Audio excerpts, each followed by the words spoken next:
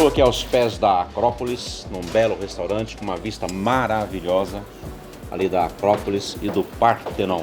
Tá com inveja, né? Mas um dia você também poderá estar aqui comigo e com meu amigo aqui, Themistocles, é o nosso guia, o guia da Capriça aqui na Grécia, que vai nos falar um pouquinho dessa maravilha que está aqui ao fundo. Olha que beleza. Me parece que toda cidade grega antiga tinha uma Acrópolis, né? Que é a parte mais alta da cidade. Verdade. As cidades-estado da antiga Grécia tinham todas, ou quase todas, uma parte alta, um lugar fácil de defender. A defesa da cidade. Ainda mais. A rocha que está atrás de nós, 90 metros acima do seu redor, foi o primeiro lugar de Atenas que foi habitado, no 3000 a.C. Aqui lá em cima foi a inauguração da cidade. Foi a pedra fundamental da cidade, foi ali em cima. Alto, mas não muito, com água potável. As três condições do homem pré-histórico para escolher onde vai viver. Não tinha muralhas no 3000 a.C., somente tinha casas de barro.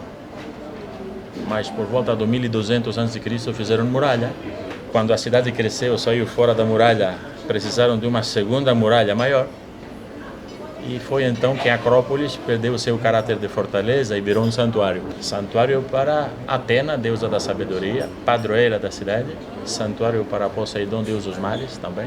Mas os templos de Atena e Poseidon foram destruídos por uma invasão. Os persas atacaram Atenas, destruíram a Acrópolis e toda a cidade de Atenas no 480 a.C., quando um rei persa chamado Xerxes trouxe seu exército de 200 mil ou talvez 250 mil soldados, mas os acompanhantes, mas a logística. Eles destruíram Atenas, mas no mar foram derrotados. Os atenienses mantiveram sua liberdade e 33 anos depois da destruição que Xerxes provocou, começaram a fazer os templos que agora vemos lá. E são as obras-primas de toda a arquitetura grega. E não são obras-primas pela sua antiguidade ou pelo seu tamanho, mas pela sua qualidade e pelo seu engenho. Inclusive, você estava falando da curvatura da escada que tem ali em cima. Eu não entendi bem. A escada do Partenon tem uma curvatura, é isso? Por exemplo, o chão do templo grego, que chamamos estilobato, é uma curva, não é uma reta. Eles eram conscientes que o olho humano engana, logo tentaram corrigir as ilusões de ótica. Chão reto e horizontal pareceria curvo para baixo. Logo eles curvaram para cima, e o centro do chão, nas partes compridas, é 11 centímetros mais alto do que as extremidades do chão, é 11 centímetros mais baixo. Tudo isso para corrigir as ilusões de ótica. Quando você olha de longe, fica reto. Exatamente. Corrige o olho humano, né? Que vê o horizonte reto, mas é curvo, e vê degraus curvos, mas são retos. Eles corrigiram as ilusões. Essa é uma das inovações que foi aplicada no Partenon, tentando mostrar equilíbrio. As colunas também não são retas, são convexas, curvadas para fora, porque se fossem retas, pareceriam côncavas, curvadas para dentro.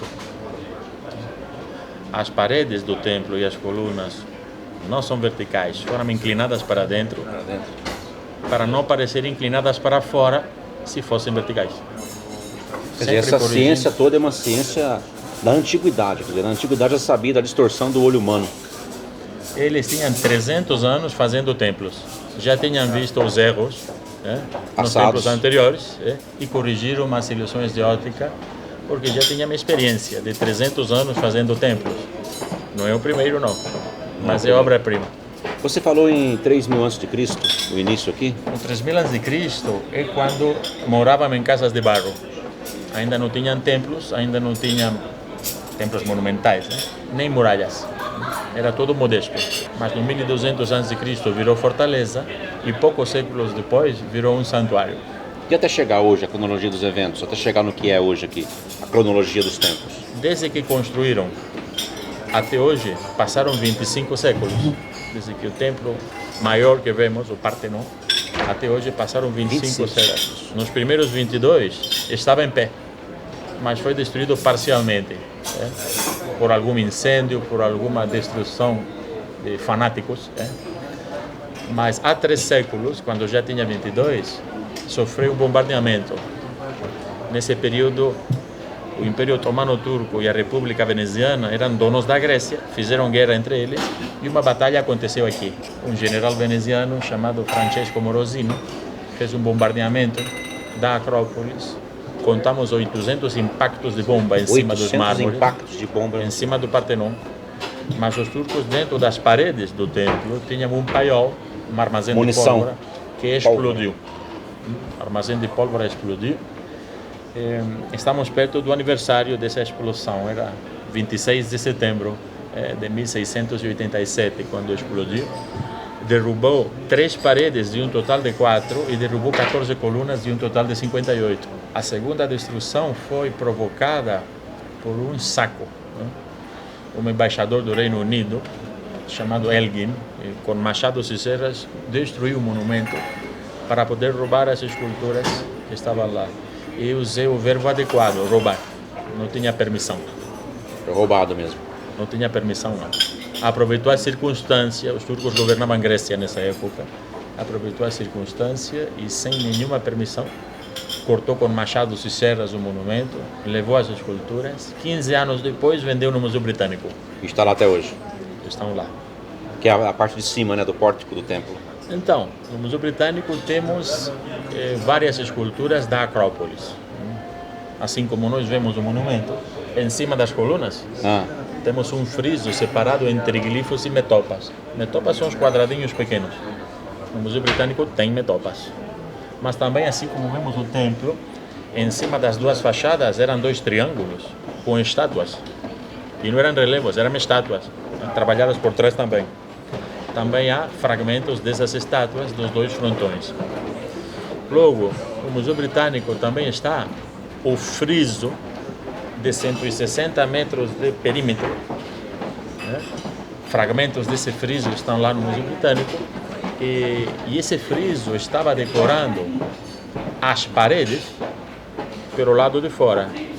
Mas esse friso era visível por trás das colunas que vemos em pé.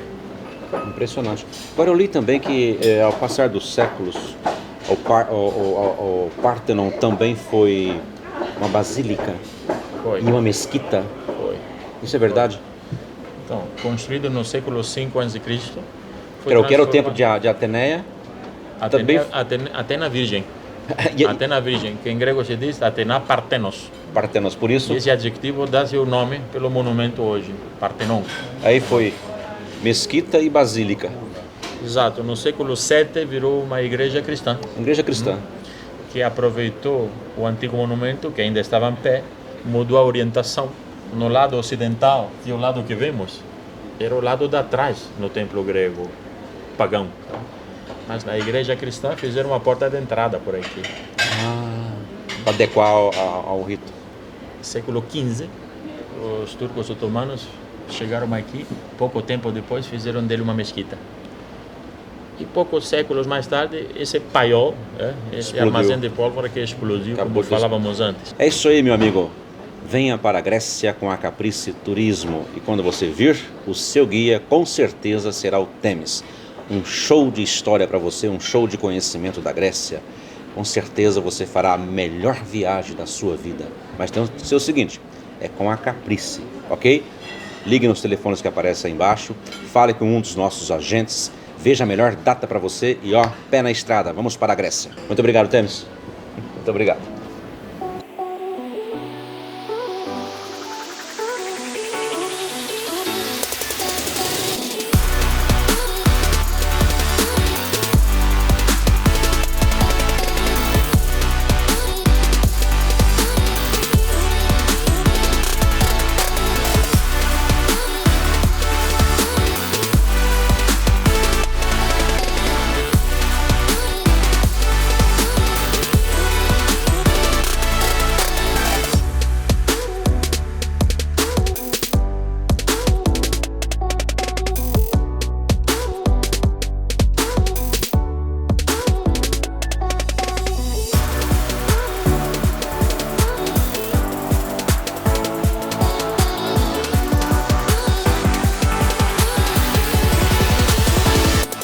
Temis, uma grande curiosidade que eu tenho.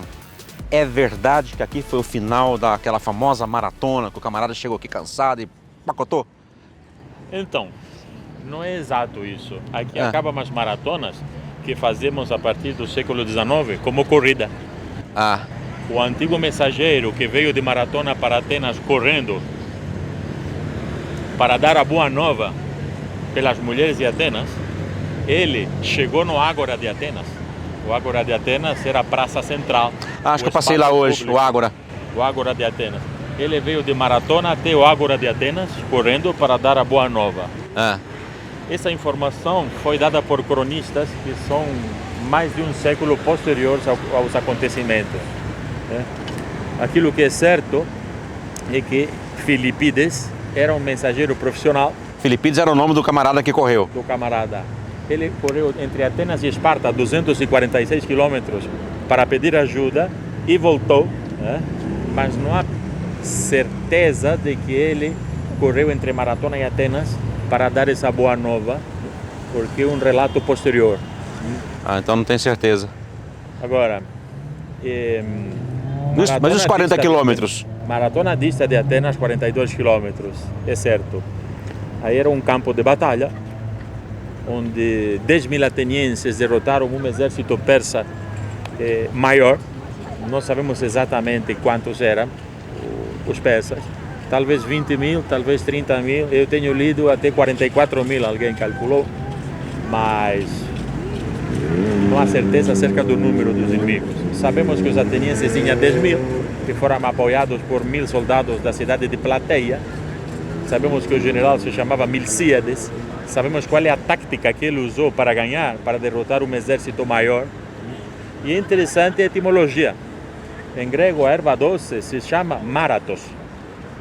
O campo de Maratos, o campo de ervas doces, se chama Maratona.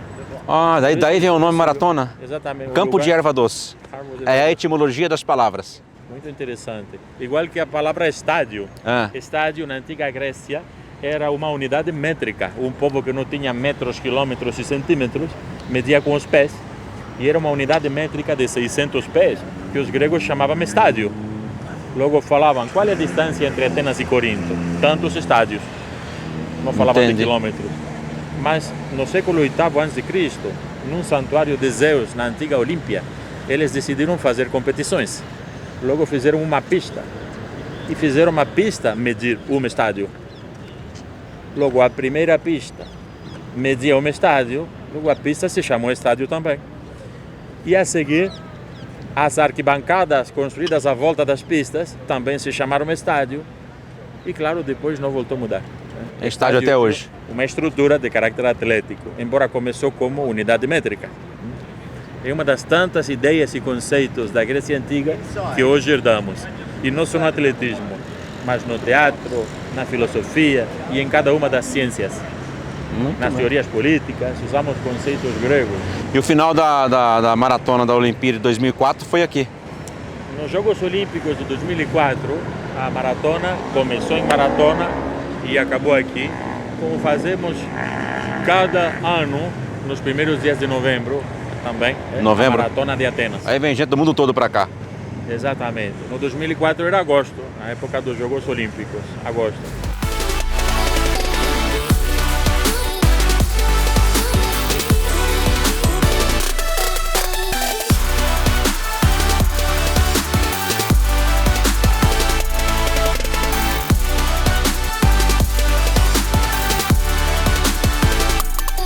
Viaje pelo mundo. A Caprice leva você.